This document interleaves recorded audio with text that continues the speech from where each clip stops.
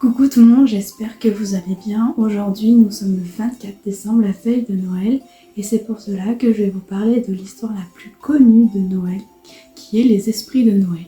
Bon, vous l'avez vu partout dans de nombreux films, dessins animés. Mais d'où vient cette histoire ? Elle vient du conte Le Chant de Noël de 1848, écrit par Charles Dickens, un écrivain britannique du 19e siècle.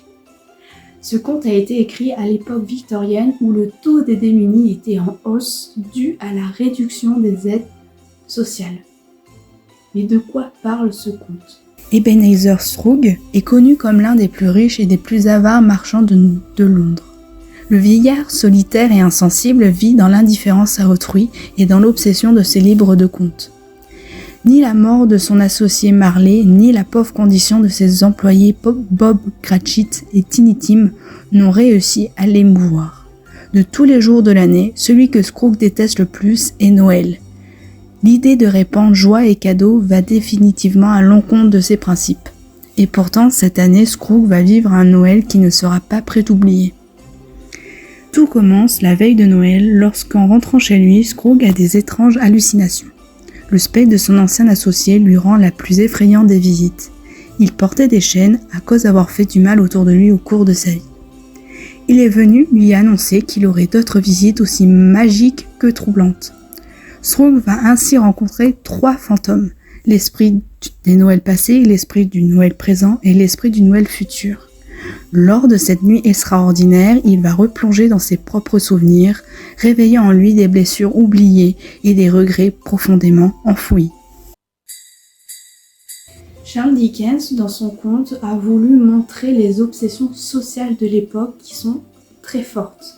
Par exemple, le crime, la violence, la souffrance, les inégalités et surtout l'ignorance.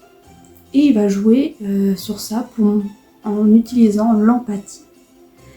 Par exemple, dans la partie où l'esprit du présent va visiter Scrooge pour montrer la situation très précaire et douloureuse et très difficile de son employé Tim, qui est un enfant en situation précaire et qui souffre d'une maladie. C'est pour cela, grâce à cette empathie-là forte qui va jouer dans son conte, qu'il va avoir un impact énorme sur la société. On peut voir, suite à la publication de son conte, qu'il y aura une forte augmentation des dons envers les familles précaires. Par exemple, un certain Thomas Carlyle qui va offrir des repas de Noël à des familles défavorisées, ou encore l'entreprise Fairhurst qui va fermer le jour de Noël le 25 décembre chaque année pour offrir des dindes de Noël aux employés en situation précaire. Et plus tard, au début du XXe siècle, la reine de Norvège va offrir des cadeaux de Noël à des enfants londoniens en situation de handicap, et la marque des cadeaux sont Tiny Tim, en rapport à l'employé Tim.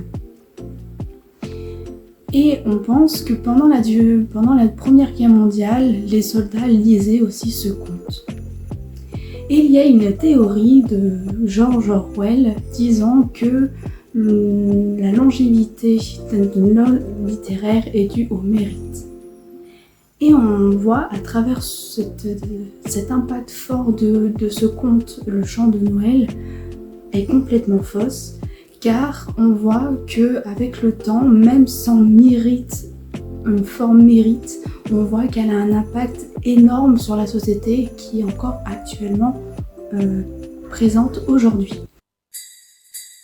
Alors on sait déjà qu'il y a eu de nombreuses adaptations cinématographiques de ce conte et qui va être développé dans le monde entier, surtout en Europe. Mais par exemple, je vais vous donner des titres assez connus comme le Noël de Mickey en 1847, le Noël chez les Muppets en 1999, Barbie et la magie de Noël de 2008, mon préféré, ou encore le drôle Noël de Scrooge qui est sorti en 2009. Et aussi, on peut voir qu'il y a eu des adaptations dans des séries, dans des épisodes. Par exemple, dans Futurama en 2000, qui est son tout premier épisode sur le thème de Noël, où on voit qu'il y a un robot Tiny Tim. Ou encore, dans la série Smallville, l'ex-Max, l'esprit de Noël, qui par contre a une vision un peu différente de la fin du conte, le chant de Noël. Et aussi, il y a la série Doctor Who, où l'épisode parle de le fantôme des Noëls passés. Et récemment, en 2022, il y a eu aussi une autre adaptation cinématographique qui s'appelle Spirited, l'esprit de Noël. Et aussi, il n'y a pas eu que des adaptations cinématographiques, il y a eu aussi dans la musique classique, parce que le conte, le chant de Noël est sous forme de version musicale, ou encore le ballet ou les jeux vidéo. Donc voilà, j'espère que la vidéo vous a plu et je vous souhaite de bonnes fêtes. Et je vous revois dans mes shorts et mes réels sur Instagram. Et n'oubliez pas que chaque histoire laisse des traces et évolue constamment. Joyeux Noël!